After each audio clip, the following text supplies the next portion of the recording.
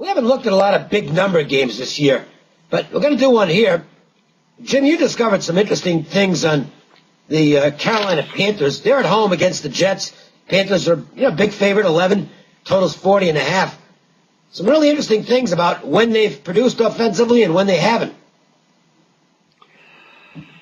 Well, I don't know why, but everybody thinks of the Panthers as a high-scoring team, Cam Newton, et cetera, Smith, wide receiver. But they're really more of a defensive team with a strong running game. Now, Stewart is a little banged up, and I don't know that we're going to see him for the next couple of weeks. Cam is he's hit and miss.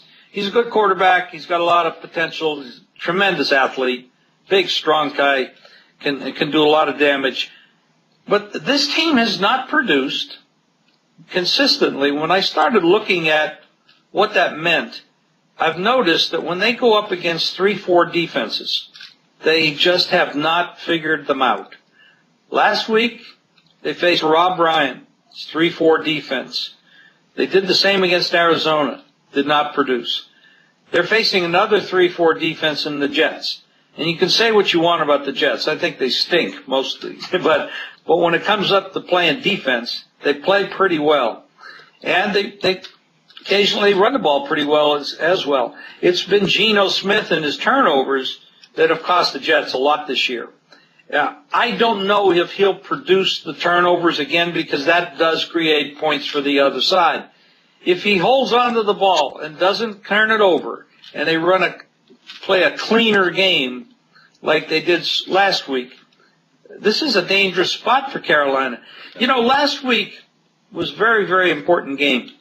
Going down to the Saints, this is the team that were battling for the division crown, and they embarrassed themselves. After winning 7 or 8 straight games in a row, they did not show up. Now, true, the Saints were motivated coming off the thrashing by Seattle, but they didn't show up in that game, and that was the most important game of the year for them.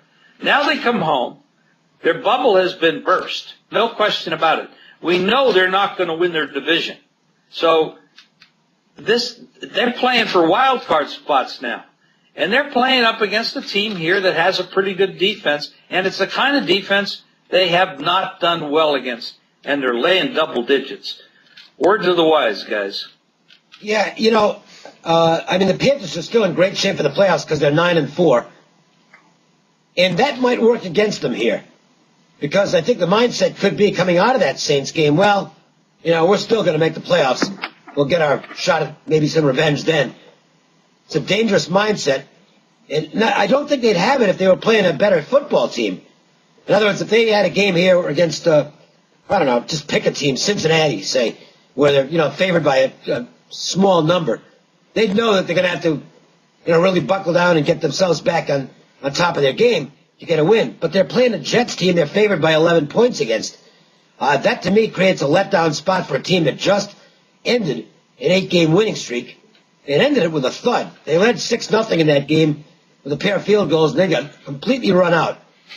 Just absolutely run out by the Saints. So I think it's a bad spot on the side for Carolina. I also think that, you mentioned the turnovers being what could possibly propel the game over. I agree with that completely, Jim. Other than that, it sure looks like a game where there's not going to be much offense. Geno Smith basically has not played 2 good games in a row all season. And he's off a good game, so he's due for the bad game. And sometimes the due theory does work. I don't think the Panthers are going to get a lot against this Jets defense. The Jets are going to play hard. They're 6-7, so they're still in the race. Listen, if the Jets get an upset and get to 7-7, they've got a real shot to make the playoffs in the AFC. So I think you get a big effort out of the Jets. It's just the wrong spot for the Panthers. I like the underdog, and I would look at the under as well, John. Well, I'm going to be. I can't be back in the Jekyll and Hyde Jets here. I mean, this team is 5-2 straight up at home, but 1-5 straight up, 2-4 ATS on the road. Yeah, they did win that big game against the Raiders, but look at the previous 3 games. Lost 37-14 at the Bills, 19-3 at the Ravens, 23-3 at home to division rival Miami. Geno Smith came out of a gimmick offense when he was at West Virginia. A lot of people predicted he's going to struggle in the NFL, having to learn everything. Well, he's been worse. 9 touchdowns, 20 interceptions. 39 sacks. Jets are 6-2 under the total in December. That's kind of the way I'm going to look at this game. And they're not a good team playing on natural grass, a run-oriented team. They're only 3-9 against the spread on grass. It's going to be tough for them to score against a Panthers defense that is 5th against the pass and number 1 against the run. The way that I'm going to look at this game, though, is more field goals, because the Panthers, when they face a team with a losing road record, they're a run-oriented conservative team. They're 22-8 under the total against those bad road teams. So both teams running the football, playing physical D. Guys, I'm going to take a look at this one under the total. All right, let's head to the best bets. And you know, John, I like what you just came up with from a point spread or total trend standpoint. And Jim, I like what you said as far as the Panthers having such trouble operating against the 3-4 defense. I think that combines, you get the best of both worlds there. So I'm going to go with the under in the matchup between the Jets and Panthers. I know it's a low total. You don't see a whole lot of those in the NFL anymore, but to me that's kind of an indicator as to the way this game should be played out. So under in the Jets-Panthers, a really, really good special. My bowl package includes a selection on every single bowl game. Some of them won't be that strong. I mean, it's 35 games. You can't have 35 top plays. You can if you don't care about the other person's money. You just don't. But the idea is we want to win for you, so you'll stay on with us for other offers as well. But you will get a play on every game, either a side or a total. And you'll get the big play. My bowl game of the year is included in this package. I'm also throwing in a 5-play Saturday college basketball countdown, and I'm doing it at a reduced price of just $25. The bowl package by itself has been selling for $49. That's the early bird rate. That's going to go up next week. That'll go up to $99. The bowl game of the year by itself is $99 when that shows up. The basketball plays, I don't know, you add them all up, it's probably worth about $500, somewhere in that area, in terms of individually what they'd sell for. You're going to get the whole thing for $25. This is a Proline only special. Not going to be offered anyplace else. Not going to be offered online. So you're watching this right now. It basically opens the door for you to get this on the cheap. $25, 1-866-896-1629. That's 1-866-896-1629. John, how about best bet for you? And once again, a recap of what's happening with Mr. Vegas this weekend. Sure, best bet will be the Patriots. This Miami team is 3-3 at home. Patriots sent a blitz at Miami in the second half of the earlier meeting and smoked them in the second half. And the Pats are 5-2 ATS the last 7 meetings. If you want to play 7 straight days with Mr. Vegas, $7. You get all sports, football and basketball. It's going to include Sunday's AFC total of the year. Just call Mr. Vegas at 1-866-896-1627. Jim, you got your bowl package, but you're throwing in an NFL bonus, and considering you're 21-9 in the NFL right now over the last few weeks, that's a pretty valuable bonus. It is, Dave. And I got a couple of things to say. 21-9 in the NFL. I did lose with the Steelers last week, which is a huge disappointment to me. I really thought I had the right side there. I was wrong, or maybe I was right and just got unlucky. I don't know. But in any case, you don't win 100% of your games anyhow.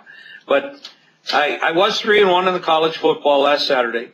I have my early bird bowl package. It's $199 online, $29 if you sign up now. And as Dave said, there's a bonus. You get the weekend plays in the NFL, which, like I said, I'm 21-9 in that. It's a good run. Now, just call 1-866-841-1655. Ask for my bowl package. It's $29. But I'm going to tell you something. And Dave's not telling you a lie here.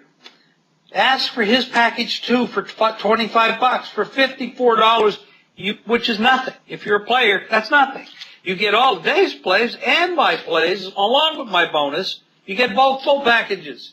So if you're a player and you're watching this video, I think you are a player. So you want to make that call, 1-866-841-1655, and sign up not only for my bowl package, but for Dave's as well. And I'm going to agree with Dave as far as the total is concerned.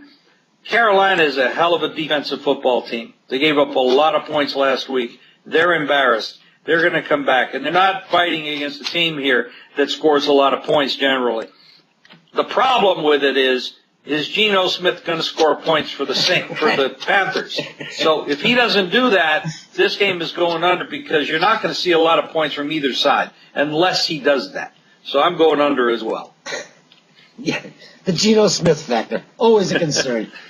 All right, that's it. By the way, we should probably. I know this is long. I know we're running long, but there's a lot of hodgepodge stuff going on in the NFL right now with coaching and players and quarterbacks.